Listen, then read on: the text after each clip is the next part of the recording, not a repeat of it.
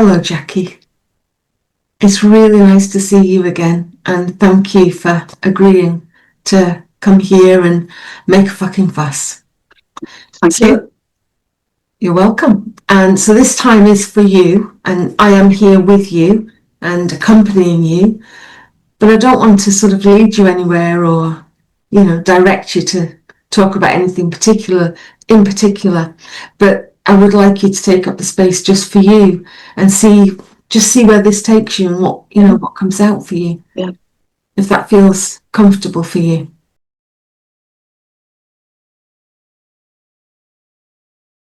November's quite a difficult month for me because on the 22nd is Mum's anniversary, and I can't believe that it'll be 3 years. And I just... Wow. And as you know, even though she was very elderly, everything surrounding her death was really traumatic. So there's that. And there's also a big part of me, because in the November it was in October, but covered November, I went down to stay with her when she had a chest infection. So even when I'm not conscious of it, at the back of my mind always is what I was doing then. And actually my birthday is coming up at the weekend, and on my birthday I was at the eye hospital with her. And that in my mind, which is probably quite a silly thing because it isn't really, but in my mind marks the beginning of the end, because she woke up the day before my birthday, she woke up and had lost half of the sight in one eye. And so the next day was my birthday. So when we phoned up an emergency thing, she had to go back to the eye hospital, and we thought it was something to do with her having had what's the eye op that most folk end up. Yeah, I'm thinking about glaucoma and cataract. She'd had a cataract thing, so we had to go back to the eye hospital where she'd had a cataract thing, because they straight away thought it was to do with that. So I spent my birthday in Bristol at the eye hospital. Which was quite a journey from where Mum was, but anyway. And they wouldn't deal with it because they said it was nothing to do with them. But when we got back, we got a phone call from the doctor saying this was really urgent, because it meant there was a blood clot pressing on the optic nerve. So that's why I record it in my head as being the beginning of the end, because what she died of was a heart attack, and we think the blood clot moved. So in my mind, around my birthday, I'm mentally noting the beginning of the end. These are the steps towards, and I'm not doing it consciously. It's just there. It's really strange how mind and body all works together. But the funny thing is, this time, I do feel a little bit weepy. I've had the odd bubble over it, but actually I feel strangely calm about it this year. And I can't work out whether this strange feeling of being okay is a really good thing and it's an honest being okay, or whether it's a protective, I'm okay to cover whatever is underneath. So hard to know. It's really hard to know, but I actually do feel okay. I hear that. And it feels strange. That's the thing I'm wrestling with, that feeling okay feels strange. Yeah, it's different to the last. It's different. This is the third year coming up. Third one, yeah. Soon, in the next about a week. 22nd, yeah. So but my birthday's Saturday, actually. So that was when we were at the eye hospital. So no wonder you have that strange sense of, oh yes, these are the steps that led us to the end. And it's not that I'm choosing to revisit it all or choosing to hold on to, it's just there. It's really strange. It's just there. And I think I have made some sort of peace with it being there. That feeling of... Yeah. What was the word you used? Was it stillness, calmness? I can't remember what I said now. A strange sort of sense, just a sense of being okay. Yeah. And certainly it's been a hard 3 years. For all, I mean, my I know all dogs are special, but my special dog died just before Mum died. Then Mum died. Then the following year, I broke my ankle and had a lot of emotional turmoil over that because it really rubbed in being alone and struggling and all the rest of it. And then following last year, well, this year, January, I broke my wrist. And it's still painful, but I'm doing almost everything with it now. So it's been a strange 3 years. Yeah, and a lot of loss. And a lot of loss. And then from that, the diagnosis of the osteoporosis. So there's a lot there, Jacqui. So it's been quite a lot to deal with actually the past 3 years. But there is, I don't know, just recently the sense of making some kind, it may not last, excuse me, it may not last, but a sense of making some sort of peace with it all. Oh, and then me getting an advance warning from the landlord that I've got to move. So it's not through choice that I'm moving. These are really big things. These aren't just little things. They're very big things. Yeah. So well, I'm wondering if I could say something about that. I want to say things like stillness, calmness. I was going to use the acceptance word, like a sort of still acceptance that Mum has gone. Yeah. We're approaching the 3rd year. That word acceptance still jars a little bit, which is I think I'm still fighting acceptance. Yeah. Good that you can say that, Jacqui. Yeah. I mean, I think because of my faith, I know Mum's alive, and I talk to Mum all the time, and I just know it. I know she is alive. Yeah. And of course, and Tabby, the cat, died. Remember, I inherited her cat, and Tabby has died as well, relatively recently. So, pardon me. That's where I do have an acceptance, a happy acceptance that Mum is alive and reunited with her beloved Tabby. Tabitha. I think what I struggled with that I hadn't quite accepted was everything around her death. And it's like there are two different things. Okay. Because the death part of it was traumatic. Very. And how it all unfolded. And that I feel I don't want to kind of talk about just now. You don't want to? No, I just feel I don't really want to talk about all that. But how it unfolded the night she died, everything was horrendous and very traumatic. And then that first year, of course, I was diagnosed with PTSD, and I was in sort of trauma therapy for a fairly brief period of time, really. Oh, right.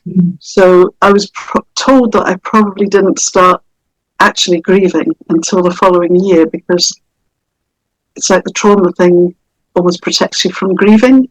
Okay. What's your feeling about that, Jacqui? Yeah, I think that's probably true, actually, because it was more about dealing with all the trauma than it was truly. I think the trauma kept actually feeling her loss at bay a little bit. Yeah, makes sense. So there was a lot of things I didn't really start crying about until the following year. And there were still things happening because you broke your ankle. Yeah. And then broke my wrist. And now you've been told you have to move, but before that you lost the cat, Mum's cat. So since after that I lost the cat, yeah. After that. Yeah. So many things. One thing after another, to the degree where at one point I was sitting here thinking, what the heck is going on? It's like in 3 years, my life has been absolutely turned upside down. Yeah. And I'm also living with the fact that this little one beside me down here is 16 on Friday. Wow. Rosie's coming up to 14. I've got 2 very elderly dogs, so I try not to dwell on that, but I know what's ahead of me with those 2. I've always had dogs. I know what's ahead of me with these 2 as well. Yep. They're both on medication to keep them going, and so I try not to dwell on that. There's a lot here. But there's a lot going on. But I also, as I said, I get upset when I think of all these things, and things that came out over breaking my ankle and breaking my wrist. I mean, my daughter was wonderful at the time because I did both of them. she works long hours and all the rest of it. Yeah. And it really brought home the living alone thing, trying to do things. Yeah. And struggling. Yeah. And struggling with asking for help. Exactly. Leaning is so hard. Massive. And then when you do get help, maybe you don't really get quite the right help that you need. If only you could be cloned and be able to be there for you whilst you are recovering from the ache of the ankle or the wrist. Yeah. Or if I could learn to say exactly what I need. Yeah. Does it feel impossible? Yeah. Because I think, like certainly with my ankle, what I needed was somebody to come along with something pre-cooked and say, I've made this for you, will I stick it in the microwave? You know, whereas it was just a nightmare trying to hobble around, and because I think, there was also other things that sort of went on with it as well. And then, of course, the same with my wrist, because I couldn't open anything. So frustrating. I couldn't cook, so I wasn't eating properly because I couldn't cook properly for myself. So, and that's quite a few months. Did you break your ankle in the October? I know it went. No, it was earlier. Well, my ankle was earlier than that. The wrist was this January. And it's taken a long time. So quite a period of time of having to lean on others, and as they say, the bones heal quite quickly, but it's all the ligaments and the nerve. It was right across nerve endings and yes, and I was like, I couldn't open anything.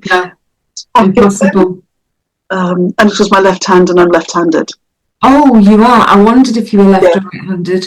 Yeah, I was left-handed, so it was hand. Couldn't make any art. Couldn't do. I just felt I couldn't do anything.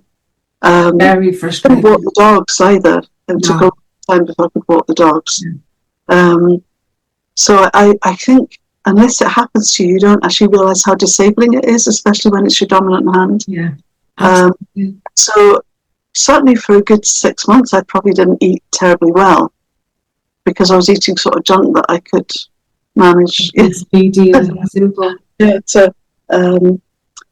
But it's partly my own fault because I didn't say what help I needed. It sounds a little bit harsh to say your own fault, but I'm imagining you were raised to be very independent and absolutely strong and don't lean on people and don't ask. That's the family thing. We are strong, independent women in our family, and we are. Yeah. But we take it to extreme lengths. Yeah. Extreme lengths where, really, there's a good part of being a strong, independent woman. Of course. But there's a negative element if you take it too far where you just won't ask for help or won't say what kind of help you need. Because people, I have a friend who always said her catchphrase was, I don't have a glass head.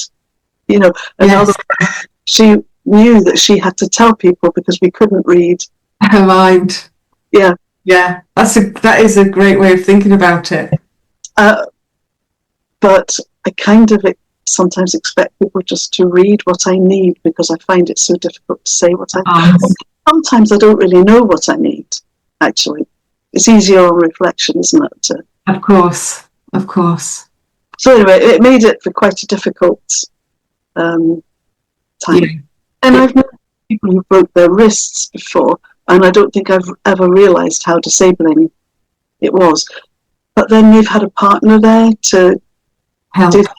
You're on your own. It's actually when it's your dominant hand. Yes, and you have been very much on your own throughout all of these 3 years. Because it has really siblings. No, it's just me. And Mum was Mum and Dad, so so that's something else I've had to wrestle with for the past 3 years is that sense of being alone. It's gone from being something I kind of cherished to a difficult thing. Feeling very lonely, very alone. Yeah, it's this funny thing between alone and lonely, isn't it? Because I'm not lonely, in the sense of I can enjoy my company. I wouldn't like to live with somebody now. And I have the dogs who are good companions. Yes. I'm happy in my own company. Yeah. But it's alone at the times that you actually could do with someone else there. Yeah. Just knowing Mum was in the world there to call, to visit. Yes. Yeah. Probably. She'd have come straight up, you know, for both of them. She'd have been here. Yeah.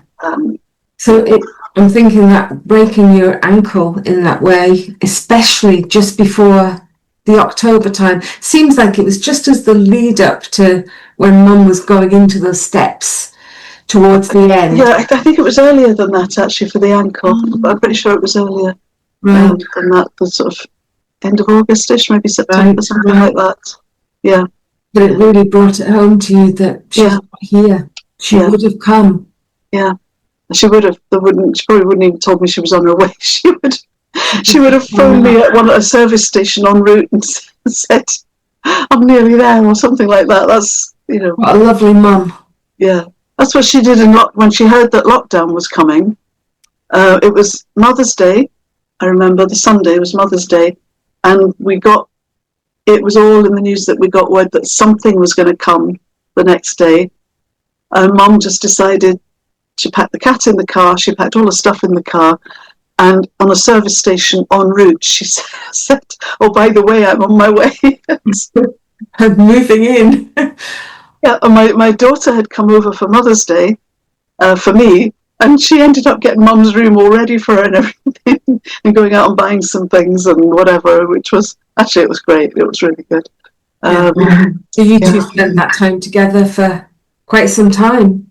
We did, yes, it was lovely. Yeah, we got on really well. Yeah. Oh, that's lovely. And I feel very guilty sometimes saying that I enjoyed the COVID lockdown because obviously it was a traumatic and horrendous time.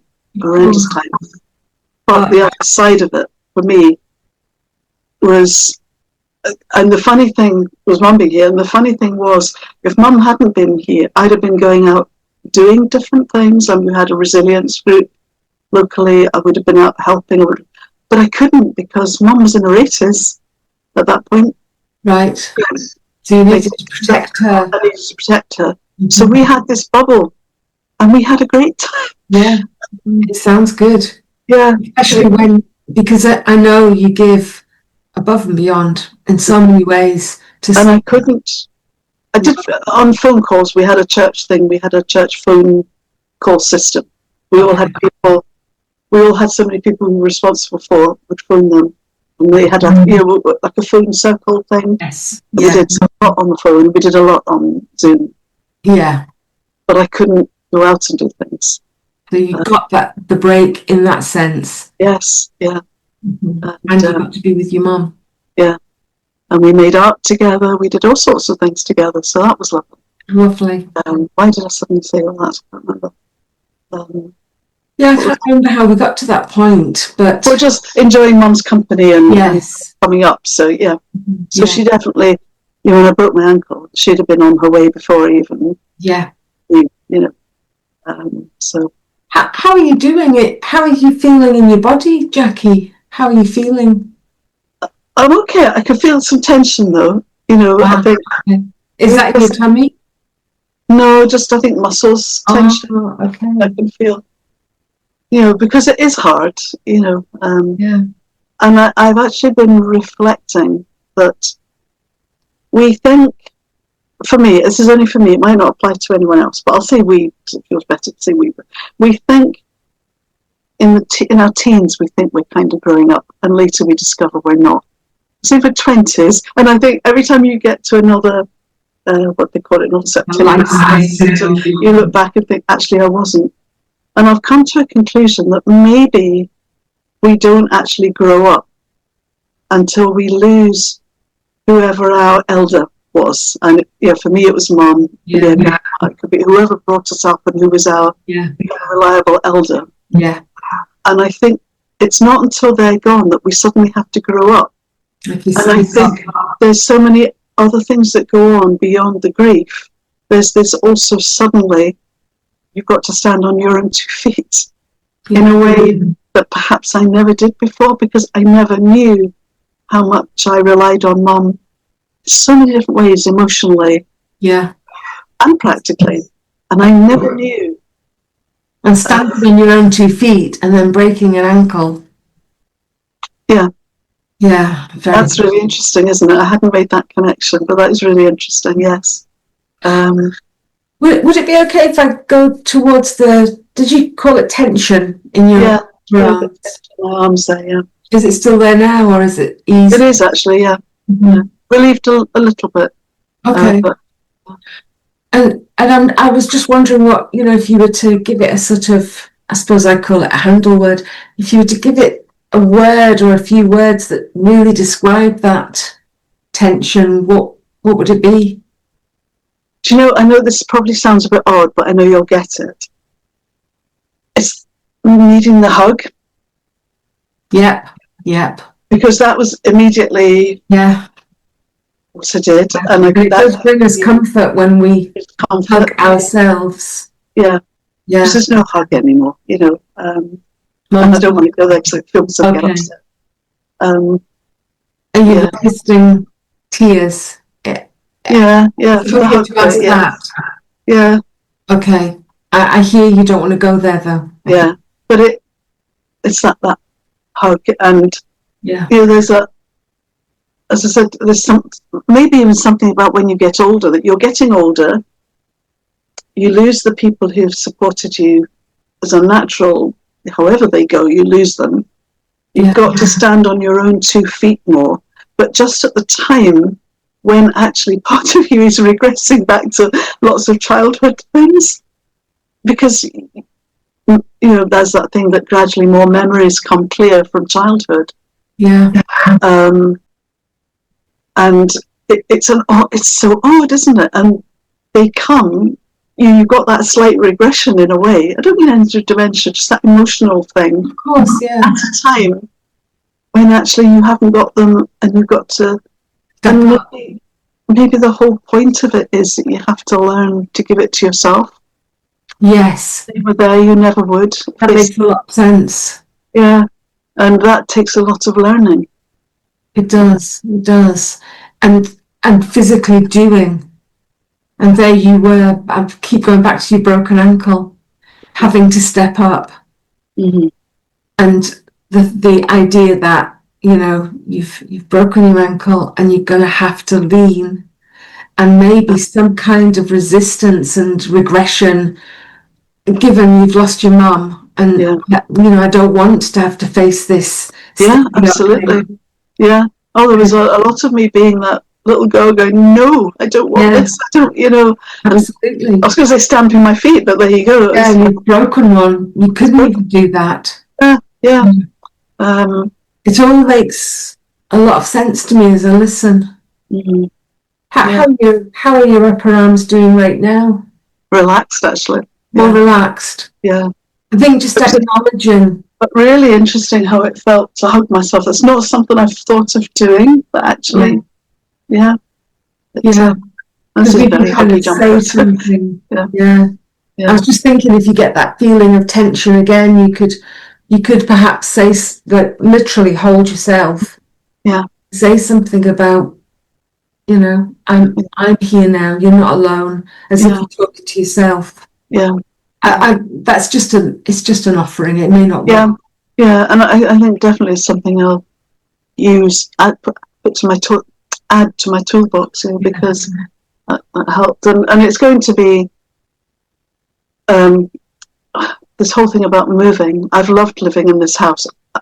I always knew the garden, which I've made.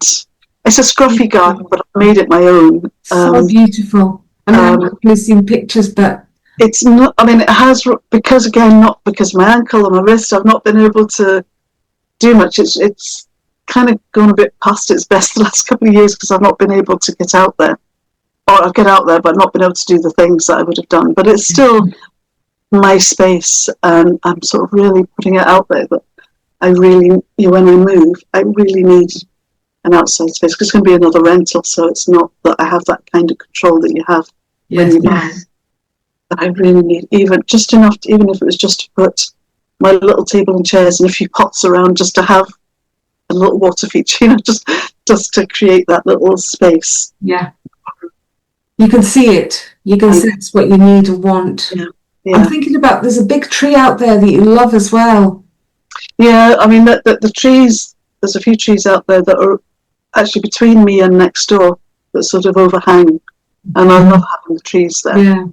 So dreaming up what you want. Yeah, and the tree at the very bottom is kind of almost into mine. It's actually next door's tree, but it's kind of leaned over, and I love it. Yeah. Because it actually's got the feel of walking into a woodland, even though it's actually not a very big garden. And of course, I've kind of divided it up, so it kind of gets wilder as you go down. And I could put a pond in the bottom as well, just a little one. Yeah, it sounds wonderful. I've got 3 ponds, 1 in the ground and 2 in containers, and one in an actual bath. Yeah, I've seen a picture of that. It's wonderful. So, but there's a lot of loss here too, Jacqui. Sorry to butt in there. It will be a loss. It will be. There's a lot of loss. Yeah, and my birds, yeah, that I feed all the time. So yeah. So yeah, it will be a lot of loss, but I'm trying to see it as a positive, because the one thing when I fell and broke my ankle, I fell down the stairs, and I've actually fallen on the stairs a number of times, and luckily that's the only time I've broken. So dog's behind the laptop, she's just stretched out and moved it. So you've fallen down the stairs and fallen when you've been on the stairs a few times. Yeah, because my balance is not good. I'm kind of a bit lopsided. I lose my balance quite easily. Right. And I cannot afford to break anything, especially now with the osteoporosis diagnosis. I cannot afford to break anything else, because I would break easily. So you're looking for somewhere without stairs. So yeah, so I think I definitely need somewhere without stairs now. Mm-hmm. And my bathroom's downstairs, so bedroom's upstairs, bathroom downstairs. So being of a certain age and having to get up in the night and things, it's not. It's not easy. No. So, and when I got this house, I needed all the space that's in it, because it's a 3-bedroom house. I needed all the space for me, space for mum to come up. And at that point, my daughter wasn't very settled. In fact, she came to live here for a shortish while. Mm-hmm. And I needed this space, but I don't anymore. And I struggle now with, keeping it clean, tidy, which is a big house to be kept, especially when you do all that you do. And I still have chronic fatigue, so it is an issue. So, maybe I wouldn't have taken that leap to move into somewhere more suitable. So maybe it's a push that I actually need. Okay. But I'm trying to see that as the positive. Mm-hmm. Little bungalow. Maybe. Yes. Lovely gardens, some trees. Not Solo Housing Association, it'll have to be. But there are bungalows for, I hate to say pensioners, which I now am. I don't like that word for myself, but it's true. Of a certain age, a senior, I don't know, whatever. But there are out there. So a wee bungalow type thing. Yes. One, and a small garden that I can make, even if, this was a junkyard when I moved in, so even if there's nothing there, I can make. You can create. I can create. And that's what I love doing. I'm very, in that sense, I'm very creative in the garden. Yeah. I'm not a great gardener. Everyone thinks I am, but I'm not. I don't know names of things, but I love being creative in the garden. And so I love having tubs and things, because you can move them around. You can make little areas. And I've got all Mum's garden ornaments, of which there are many, to make little corners here and there. And so I need that outside space. Lovely. So I try and create that mental picture and keep that as a positive, that that's out there waiting for me. Now, when the landlord originally said, I won't go into details, especially with this being recorded, but he's got some issues and problems, and that's why it's kind of not his fault. But I thought it was more imminent. But since then, I've met up with him, and I'm fine through to the summer. So he's not just yet. Okay, so you've got a few months. So I'm waiting until I usually host, well, I say family, it's only Kirsty, my daughter now. But I host quite a few friends at Christmas. So I've said I still want to do it. We'll have a good bash, because it'll be the last one here. Yeah. So, and I really enjoy it because it's the only time I ever have foot round for a meal or anything. And I really put everything into this thing. We have a lot of fun. Sounds great. But it'll be the last one. It'll be the last one. And once Christmas are over, then I will get moving on. I've got forms to fill in. I need to get things in place for, for moving around the summertime. Yeah. Probably until he actually gives me written notice, I probably won't be able to get anywhere because it'll take the written notice to actually. Yes. Top the list. It's not so pressing. It is looming, but it's not. No, it's not so pressing. I was relieved once I pinned him down about Christmas, and he had no idea that I was so stressed about it. But I am gradually clearing out, and I'm quite enjoying the clearing out. Yeah. It's kind of ground to a halt at the moment because I was away a week and just seemed to be so busy since I got back. But I need to keep up the momentum of clearing out, and it's actually quite therapeutic. It is very therapeutic. I brought back so much from Mum's, and even as I was bringing it back, I could hear Mum's voice saying, "Why are you taking that? Why are you keeping that?" And she'd be kind of quite bemused about it, but at the time, it's part of her, isn't it? As much of her as possible. Yeah. We do that clinging, don't we? The clinging and following. But I'm ready now to say, but all her art stuff, I brought it all back.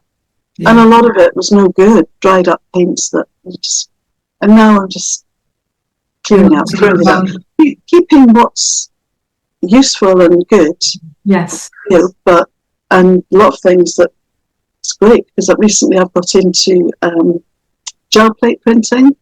Oh yeah. And I knew I needed. People have said this to me. I've never tried it. It's great fun. You get instant results. It can be as simple or as complicated as you want to make it. But lovely. But I needed they call it a brayer, I call it a roller. Oh yeah, I like those. And I thought, I must buy some. Yeah. Anyway, as I was clearing out Mum's stuff, I don't know why she had it, but there's about 3 of different sizes in there. Fantastic. It's quite expensive. Yeah. So, so that's good. So I'm keeping what's good. Yeah. And being able to say, thank you, Mum, for that. And putting out what isn't. So yeah. You had that kind of permission from her. You could hear her saying to you, "Why are you taking that? Get rid." So that permission to let go of quite a bit of stuff. Yeah, and a lot of sort of bedding and all sorts of stuff. Yeah. There is a thing about, decluttering is you said it's therapeutic, and it's about grief and loss, and. Yeah. It's quite painful at times. It is very. I hung up a bag. It's the other room, particularly. I say the other room, particularly. I'm sitting actually amongst total clutter, which I won't. This is the tidiest little bit of the room. Like my room. Because I was away, I had to tidy the other room, the bedroom, for somebody to stay in. Person very kindly looking after my dogs, and so I just threw stuff through here, and I haven't had time to come back to it, but I will. But what was I saying? Yeah, some things have been quite painful to. They are. They really are. But what I've been doing is this thing of just like whatever it is, thanking it for being Mum's presence to me in the time that I've had it. Just checking it, just putting it out. Yeah. And I've done it with some clothes I brought back as well. Mm-hmm. And why? Imagining the smell, your Mum's smell will still be attached to these pieces of clothing. Yeah, so there's a few things that I have now parted with, which not easy. Really not easy. And I've got her dressing gown, which is not the style of dressing gown I would wear, but I kept that because I'm maybe attempt it myself. You get people who actually will take the fabric and make like a teddy bear out of it or something. Yes, yeah. And I'm actually thinking that's a project. I'm keeping it as a project for the future to maybe make a teddy bear out of it. That's a lovely idea. So because the last time I saw Mum, and I gave her a hug goodbye on her doorstep. She was wearing that dressing gown. So a teddy bear is something I can hug when I feel I need to. A great idea. And I want to make quite a big one. So I want to do it myself. Yes. So yeah. So that's what I'm going to do with that. Yeah. I'm connected to quite a few wonderful women online who are very generous. They make bears, they're beautiful, but they're very generous in that they often give patterns, a pattern to create a bear. They're wonderful. I mean, I can send you a link or two. That would be great. Yes, I could do with. Yeah. But lovely it's to probably have that there to hold. Yeah, it's probably not something I'll start before I move, because I have so much to do in the next wee while. Yeah. So I will just pack it away and take it with me for a project once I've settled in. Yeah. And that's quite a nice project to do once I've settled in. Lovely thing to do. And I've got Mum's teddy bear as well, her actual teddy bear. Oh. She had it from when she was a baby, and she died at 90. Wow. 3 years later, so. Gosh. It's, and do you hug this bear? I do sometimes, yeah. Would you talk to it? I haven't actually talked to the bear, but I talked to her, and I've got a picture of her and me together that was taken down where she lived. And I've got that on my wall, and I see it from my bed, and I tend to talk to her in that picture. In her picture, yeah. Because it was a time when we went, there's a castle where she lived. Right. We were going to go to we weren't going to go around the castle, but we were going to go to the tea room and all the rest of it. And we went that bit too early in the morning, and it was closed. But we sat outside, and we were just having a laugh outside, sitting there. And she was sitting, and I leant over her shoulders to do a selfie. So nice. That was a lovely picture. Together, and we're both sort of laughing. So it's really nice. Beautiful. And after Mum died, it was actually someone else. I had posted that picture on Facebook, and someone else took that picture and got a canvas made of it. Oh, what a lovely gift. It's a really lovely gift. So it's very kind. It's not above my bed, it's the opposite wall, so I see it from my bed. So I chat to her there. Yeah. And do you get responses? You can hear her responses? Yeah, I feel her responses, Yeah. You can sense into it. And the hard thing is, as time goes on, you do sometimes lose a little bit of what she sounds like, of her voice. But I'm really fortunate in that she used to volunteer on the local steam railway, giving talks about her evacuee experience during the war to school children that came. And they recorded her. And the strange thing is, actually, they made this recording of her not long before she died, not knowing that and so they sent it to me. That's wonderful. They used clips of it in a recording with one other chap that used to come and do it. So I've got the full video that they made, the recording with wartime clips, but they gave me also the full recording of her speaking. So I've got her talking to these children, which is wonderful. Absolutely. Very precious to have to keep. And it's really good because it's her voice, and I can hear her voice. And I need to. There is that sense that don't want to lose that. What their voice sounds like, but it's like it gets fainter. It does. I have my own version of knowing this about my grandmother. Yeah, I can just still capture that sound of her voice, but it is distant. But I have this DVD, which is so precious, Yeah. Yeah. Oh, that is good. Yeah. So how are you doing? How are you feeling, Jacqui? How are you? I'm okay, actually. It's actually really nice to talk about her because, I actually do keep in touch with some of her friends down south. And with two in particular. I mean, I see them when I go down, but two in particular, I phone and we'll have a chat. And they're always saying, "Oh, I think of your mum when I go such and such a place," and this and that. And that's what I need to hear. It doesn't upset me. I rejoice in that because it keeps her alive. Her story is alive. Yeah. And the other one gave mum had a really big wooden. from the name of the creature, hedgehog house. Oh, wow. And I gave it to somebody who has had one hedgehog house in her garden, and now has in the garden. And she helps at a local sanctuary for hedgehogs and other wildlife and everything. So, of course, she'll talk about the memories of Mum with wildlife and everything, which is lovely. Yes. Another one was a member of Mum's art club with us, so she'll talk about the memories and current things with the art club, and she'll say, well, Mum wouldn't have liked this now, or your mum would have loved this now, or something like that. And I love that. Yes. I'm struggling a bit that there's no one here to talk about the memories and stories of Mum. Yeah. So this has helped. This actually is really nice for me. It doesn't make me sad. It's, you know, how she died was not what I would have wished for her. No. But I have to accept she lived a very long and very full life to the end. I mean, the morning of the day she died, she was out for a Christmas meal with the people from the railway, from the steam railway. Right. Wow. So she was that day she was out enjoying her day. Yeah. Having a Christmas. Did you say Christmas meal? It was a meal.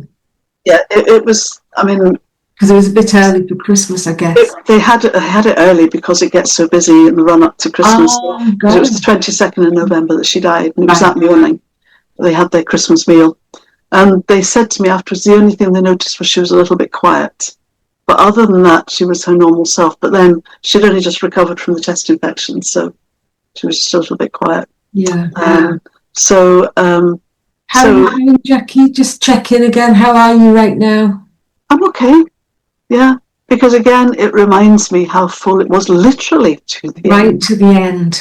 Yeah, because she was tired. I checked in on her, and we had some laughs by Messenger, funny things on Messenger, and she'd enjoyed her meal, but she was really tired and took herself off to bed to recover. You know, so all of that was fine.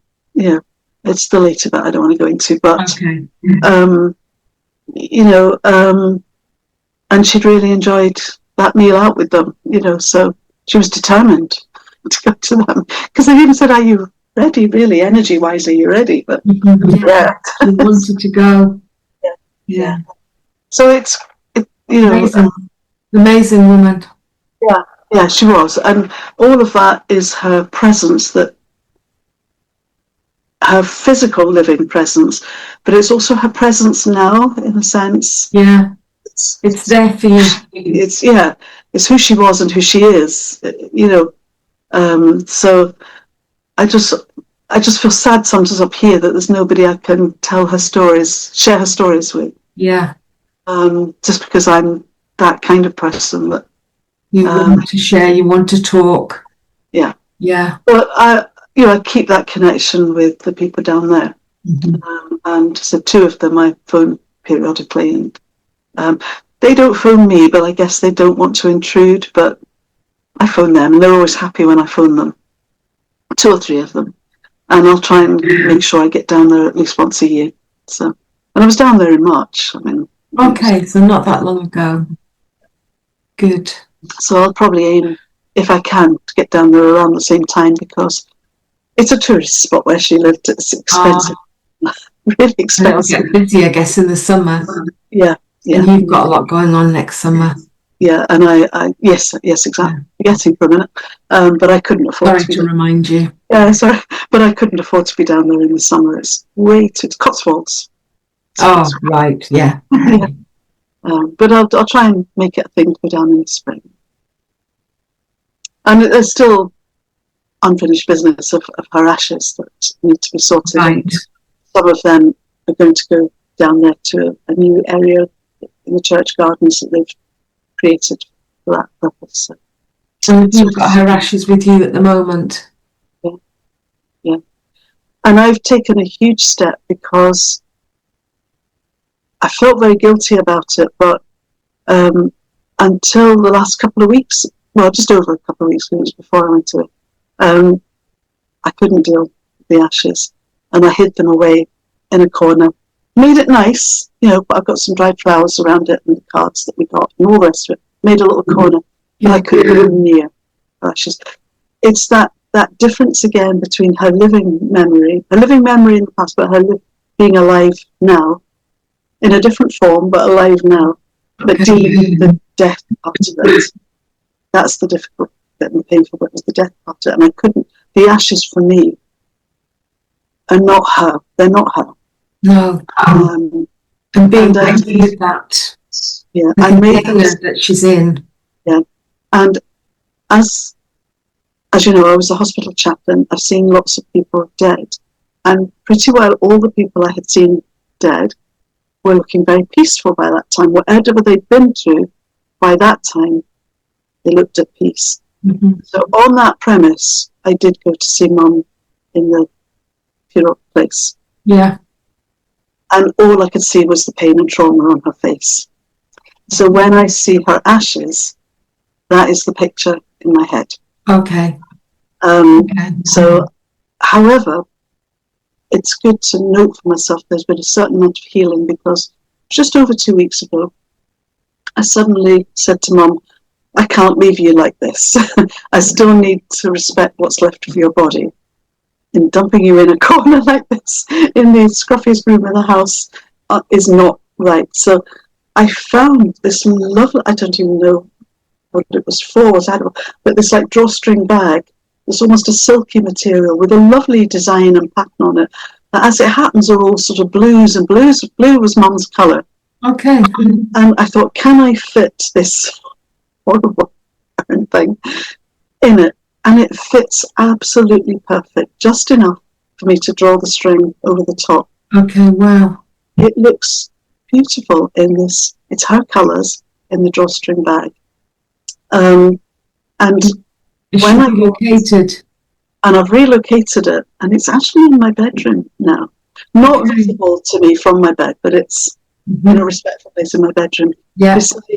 And when Tabby died, I got a choice of the little box to put her ashes in, and that's all blues as well, because it's forget-me-nots. Oh. So the two blues together, and it's okay.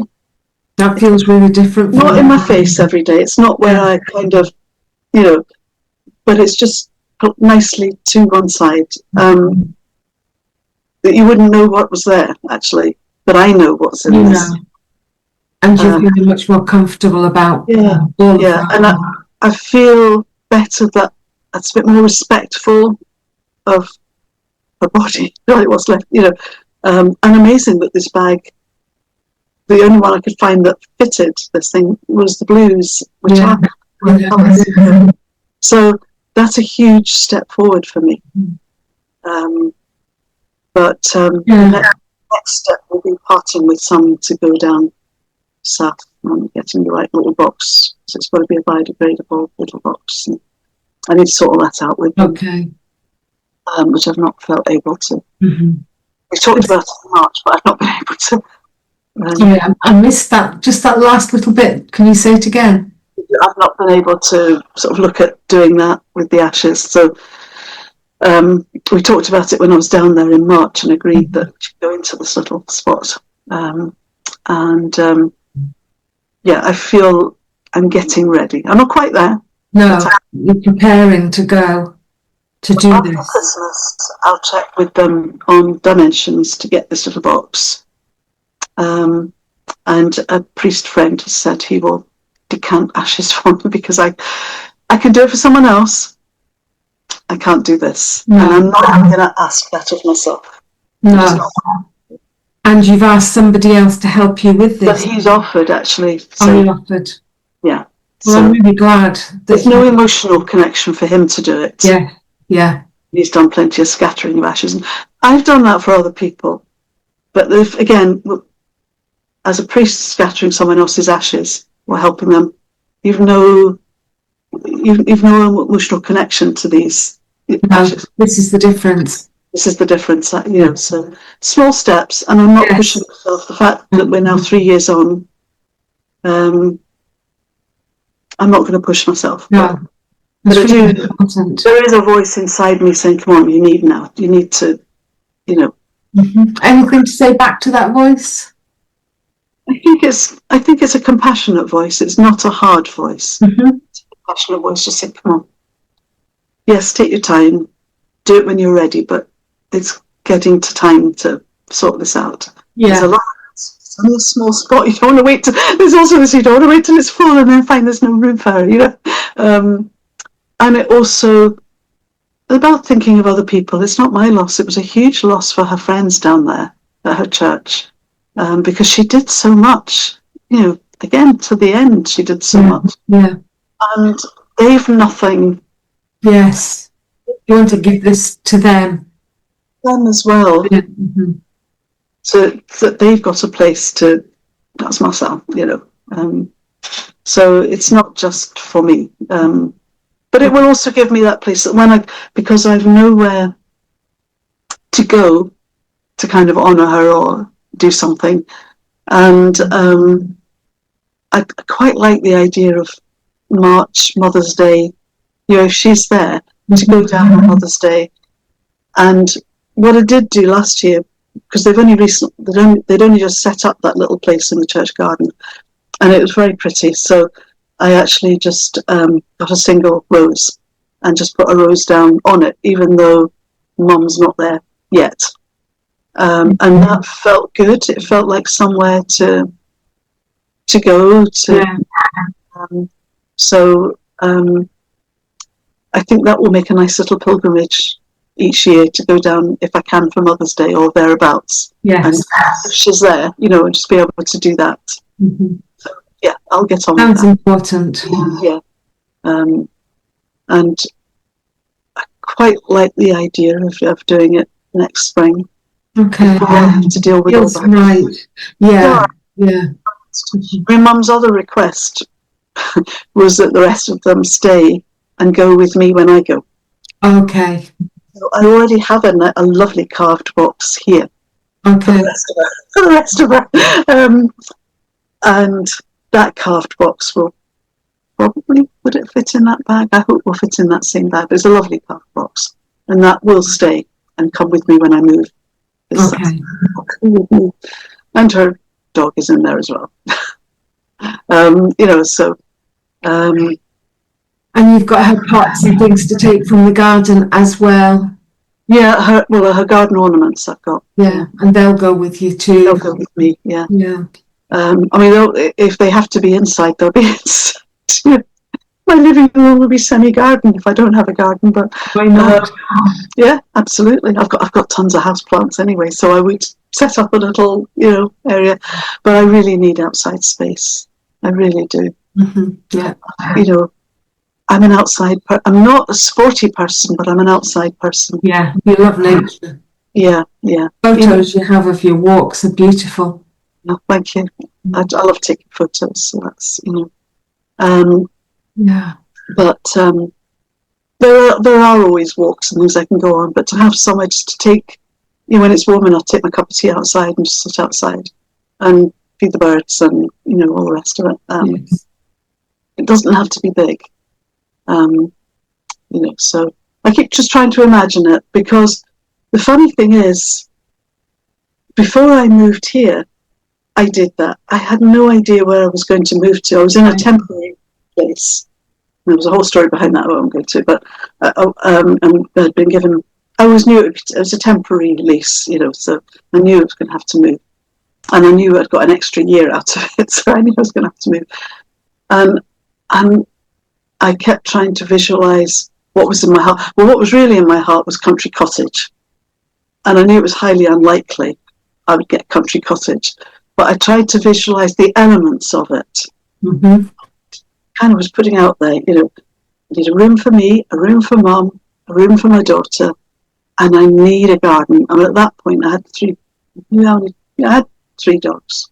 Yeah, I moved here with 3 dogs, different ones, but and I, you know, for the dogs and for me, and I needed the garden, and I kind of kept trying to visualize it, and that's kind of exactly then what I got. And I was offered this place. I didn't. I was seeking it. Right. Through a friend of a friend who knew that I needed to move, and this house had been lying empty because the chap who owned it moved elsewhere. Again, I won't go into his circumstances. and was too scared to kind of let it out, not knowing that can be fraught with all different sort of things. And it was the friend that persuaded him to let it out to me. And I've had it, well, come January, we'll have had it for 13 years. Wow. So, yeah. That worked. So manifesting would you like a country sort of cottage still? I'd love a country cottage. I mean, or give me a shed as long as it's on some land, but I'll happily go small. Country cottage, yes, but I will take a little pensioners bungalow if that's all I can, as long as there's countryside around. And I mean, I love the area I live in, but I don't know what my chances are of staying. Mm-hmm. Yeah. But certainly with a bit of outside space to make it my little wild space. Yeah.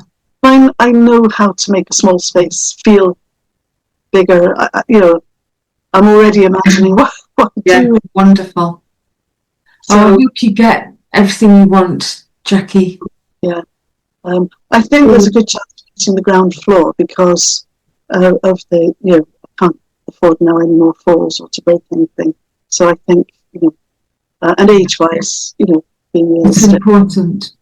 And getting a ground floor means there's a good chance of having some kind of small space outside. I mean, I'd be delighted if I got a full-size garden, but I don't really want to share a garden. I want, if I have to, I have to. Yeah, you would like it to be your own. It's my own too. Yeah. There's so much sitting right out there. Yeah. Jacqui, would you, I don't know if you got magazines and papers and stuff to collage. I'm thinking about manifesting exactly what you want. Yeah. And just see what comes of that. And I did that. Funny enough, I did that before coming here. It does work. My mum, she would always on my birthday, she would renew the subscription to Country Living.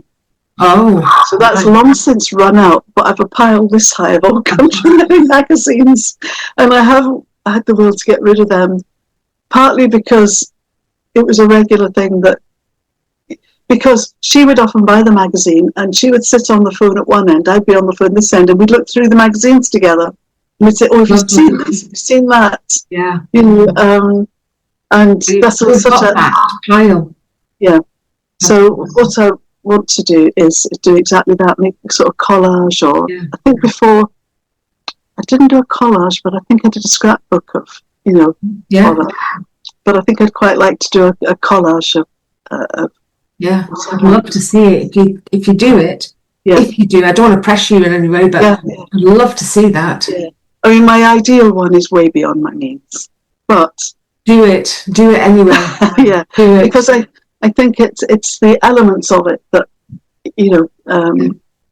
so and it's got to be dog friendly, of course, but 100%. Yeah. So I'm hopeful. I'm very hopeful. Good. And I want to sort of. I do have. I'll be honest. I have my moments where all that goes out of the window. And I understand. I call that despair. I go into despair from time to time, and I go down I'm getting older, and look what you've got into, and you're going to be a lonely old lady in some hovel with damp and all this sort of thing. I go down the whole works, but then something clicks in me that you come back up. I'm not a victim. I'm never going. There have been times in my life where I've been a victim. Yeah, me too. I'm never going to be a victim again. I take control of this. Whatever I get may not be my ideal, but I will make it mine. And as I said, even if worst comes to worst, there's no garden, I will make a part of my living area my garden. Half of my living area is already all house plants and everything. And if I have to put mum's garden ornaments, or just keep the best of them, and make it, I will do that. And put a nice little bistro set. Put that there. I will, if I have to do that inside, I will do it. Wonderful. But,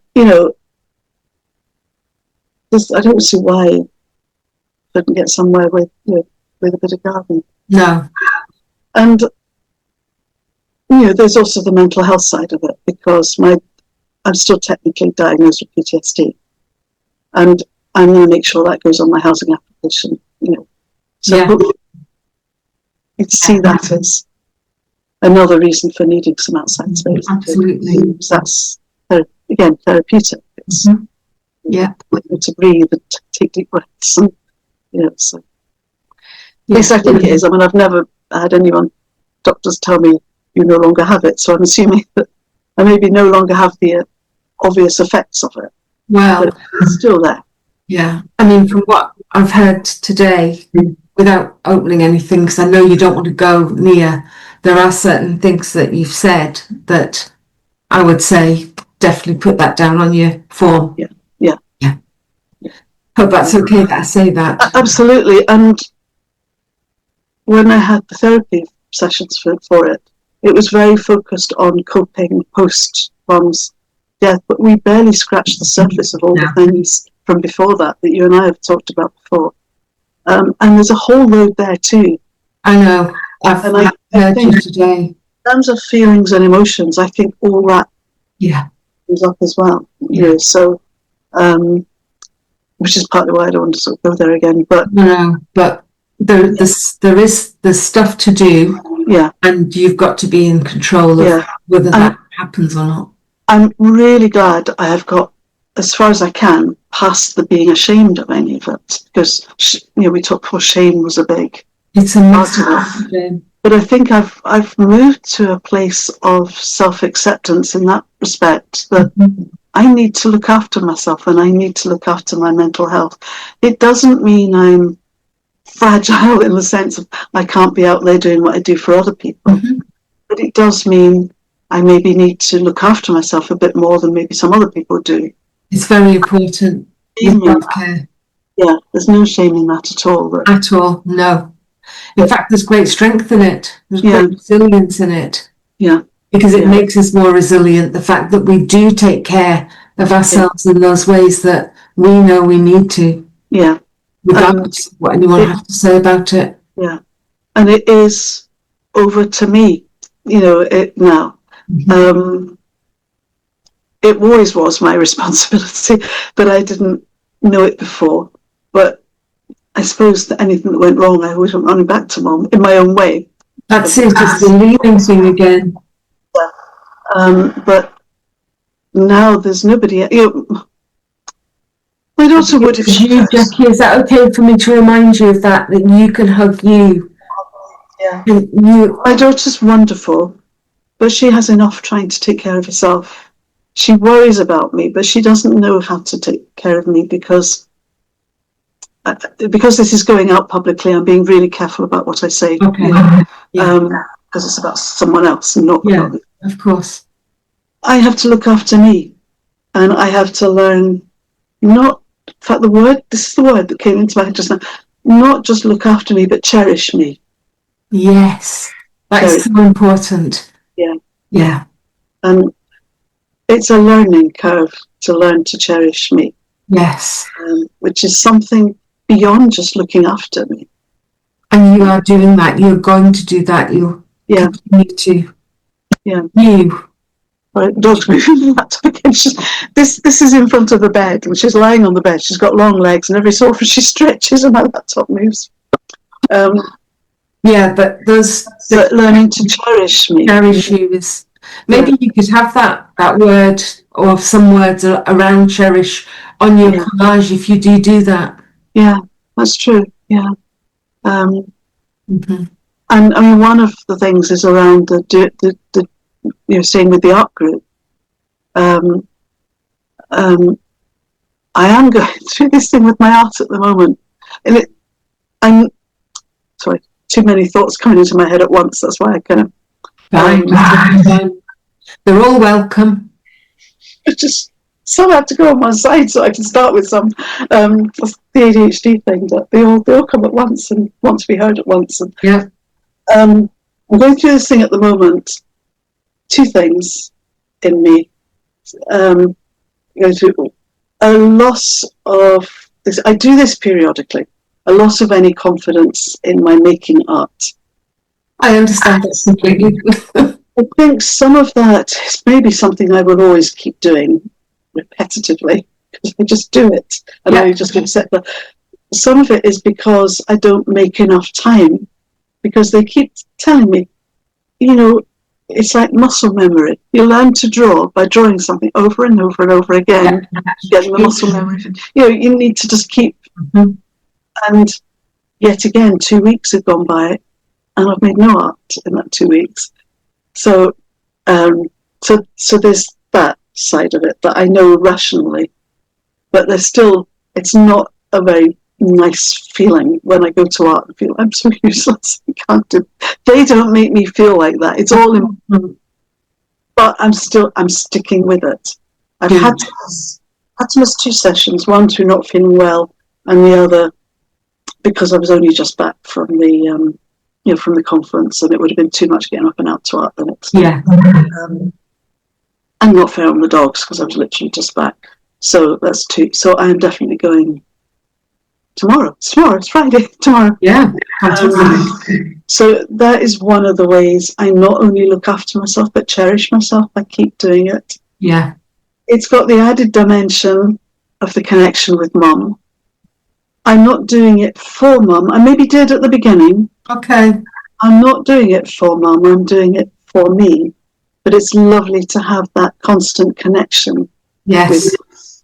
And with Mum's friend in the art club down south, because we talk about what we're doing. So Lovely. It's got a lot in that. But it's also about cherishing me because it's a part of me, and it's a part of me I very easily neglect. So yes, yeah. I'm thinking about that sort of pecking order of what's most important, and you give so much to others, and that makes them higher up the list than taking care of you and your art. Yeah, it's also very good for me to have another group of people who are becoming friends. And a few weeks back, I went out for coffee with one of them, and it was scary how similar we were. Isn't it really? You said about it, you attract people, similar experiences. It was, again, it's not for me publicly to talk about someone else, but it was scary actually, how alike and how similar our experiences were. And we would have actually gone out for coffee again that week that I had to call off. I think I had a migraine or something. I wasn't well anyway. I just couldn't have done it. Yeah. But these are people who are becoming friends out with the art and out with church life, and I think that's healthy. Yes, yeah, wonderful. Have a breadth of, and nothing's expected of me. It's just really good. So there's a lot around the cherishing of myself, but I'm finding that allowing space in my life for all of that actually then impacts who I am in the other part of my life. It's not really 2 separate parts, but it's not compartmentalizing. Because one feeds the other. That's it. I mean, one sort of faith, religious, church side of me is always part of me, even when I'm doing other things. Of course, I can't, it's always part of me. But making all that space for the creative side of me fills me and makes me more whole when I'm doing my church stuff. Does that make sense? It really does. I've noticed a difference in myself. Lovely. But I can't pinpoint quite what that difference is, but I feel different. Yeah, it just feels like blending rather than separate. Yes. Yeah, it really does. Yeah. I still need to work, and it'll probably be a lifetime to work at balance, getting the balance. Because I came back and just got thrown in. You said something like you hit the ground running. Yeah. That's fairly typical for November, December, to be honest. I mean, there are certain times of the year that are going to be busier than others, and I think I just need to accept that's how it is, but still make sure that the other part of but also I'm not. See, I said I wasn't making art, but I am actually finding I can't keep a lid on creativity because I decided I forgot this is beside me. I'm teaching myself to knit. Oh, fantastic. Well, being a typical ADHD person, I can't follow recipes, I can't follow patterns. No, I understand. Nor can I really follow instructions, and nor can I do the same thing continuously. Mm-hmm. So I'm making up stitches and making a pattern. So this is what I've done so far. Wow, what a stunning colour as well. I love the patterns in there. It's actually sparkly, but it's not picking up the sparkle. Actually, do you know, I can see the sparkles right now when you moved it. I moved it a bit nearer, didn't I? Oh yeah, I can really see them. But I'm making up. I don't know what it's going to be. I'll keep knitting till I run out of wool, because there's only one ball of wool that I got at a charity shop. Well, it's beautiful. I don't know what it'll be, but I'm really having fun. Good. The first time I've ever had fun with knitting. I just, and folks say they can't teach me because left-handed and all the rest of it. I'm teaching myself. I do it my way. Yeah, you don't need anything. No, really every pattern is a mix of how you do the 2 stitches, isn't it? Well, that's what I do. I don't know to be able to answer that, but that looks lovely. So I am being creative. Very good. When I'm not making art. Mm-hmm. And maybe I need to credit myself with my creativity always finds a way through. Absolutely, like your garden, for example. Yeah. I'm loving this because I do it while I'm watching things. Fantastic. So 2 things at once. That makes me very happy. Well, I have to, because I can't just sit and watch something on TV and not just have it in my hands. Or I pick up my hands and I do. Oh, it's again. Yeah. I have to keep moving, but the knitting.